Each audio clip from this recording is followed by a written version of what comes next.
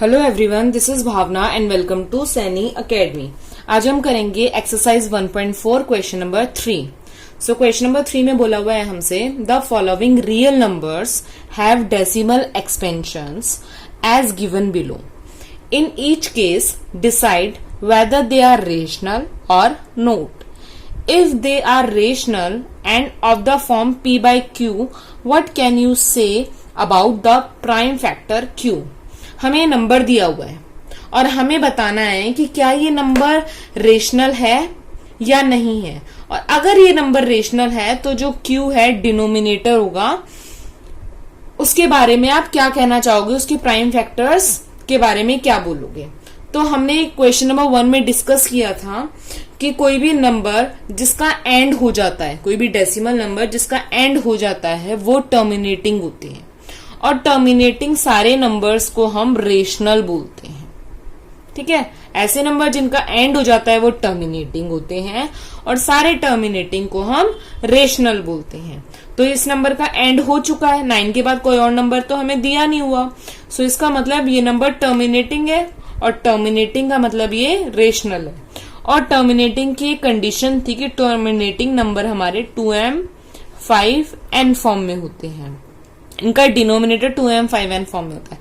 इसका मतलब इसका भी डिनोमिनेटर 2m 5n फॉर्म में होना चाहिए क्योंकि ये टर्मिनेटिंग है और रेशनल भी है। तो इसके लिए हम लिखेंगे hair decimal expansion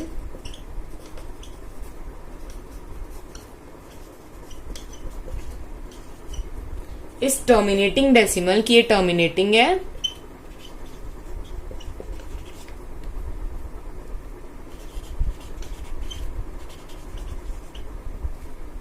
therefore given number is rational। अगर ये टर्मिनेटिंग है तो ये रेशनल होगा ही होगा। सारे टर्मिनेटिंग नंबर रेशनल होते हैं। ये हमने पहले इंट्रोडक्शन पार्ट में भी और हमारे क्वेश्चन नंबर 1 में भी डिस्कस कर चुके हैं।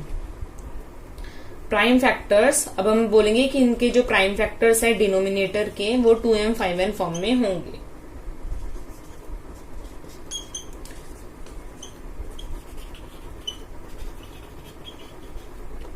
Are of the type of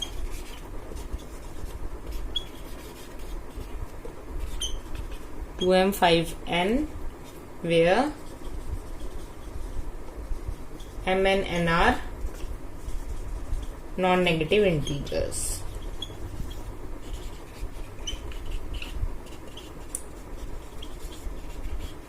ठीक है, तो अगर ये टर्मिनेटिंग है तो ये रेशनल तो होगा ही। और जितने भी टर्मिनेटिंग नंबर होते हैं उनका डिनोमिनेटर 2m 5n फॉर्म में होता है, जिसमें m और n जो नंबर है वो नॉन नेगेटिव इंटीजर्स होते हैं, मतलब पॉजिटिव इंटीजर्स होते हैं। नेक्स्ट पार्ट में हमें नंबर गिवन है जो आगे ही चलता जा रहा है, मतलब ये नंबर नेवर एंडिंग है, खत्म ही नहीं हो रहा और कोई भी नंबर रिपीट नहीं हो रहा। अब यहाँ पे है 1 2 0, अब 1 2 0 0 आ गया, फिर 1 2 3 zeros आ गया। इसका मतलब कोई भी नंबर सेम पैटर्न में तो रिपीट नहीं हो रहा। इसका मतलब जो नंबर्स रिपीट होते रहते हैं उन सबको हम नॉन टर्मिनेटिंग बोलते हैं। सो हम यहाँ पे लिखेंगे हियर द डेसिमल्स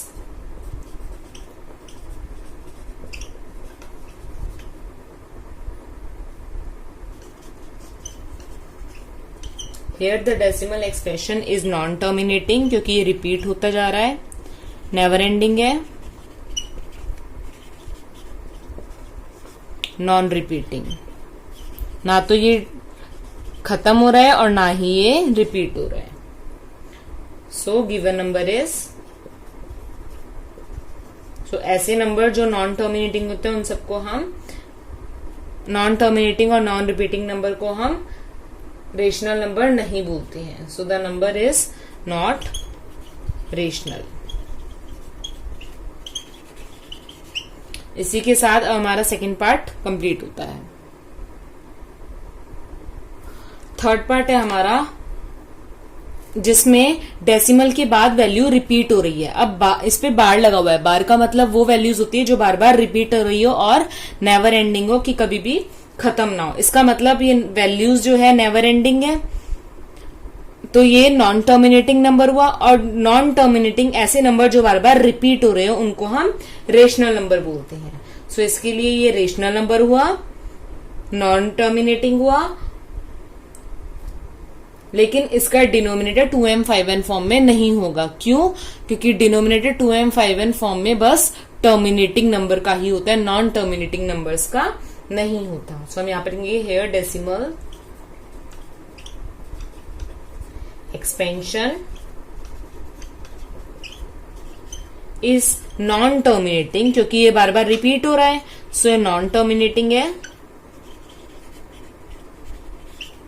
और रिपीट हो रहा है तो इसको हम बोलेंगे repeating. Therefore given number is rational, तो जो नंबर नॉन टर्मिनेटिंग रिपीटिंग होते हैं उनको हम रेशनल नंबर बोलते हैं।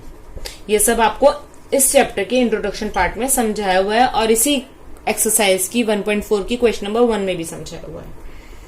सो हम इसको बोलेंगे therefore the given number is rational and its denominator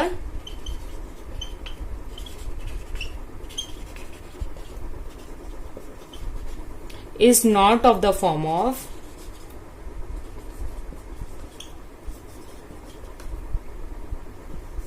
(2m5n) where m and n are non-negative integers।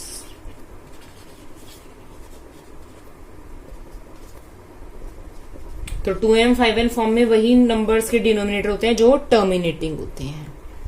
तो ये नंबर नॉन टर्मिनेटिंग रिपीटिंग है, इसलिए 2m5n फॉर्म में इसका डिनोमिनेटर नहीं हो सकता।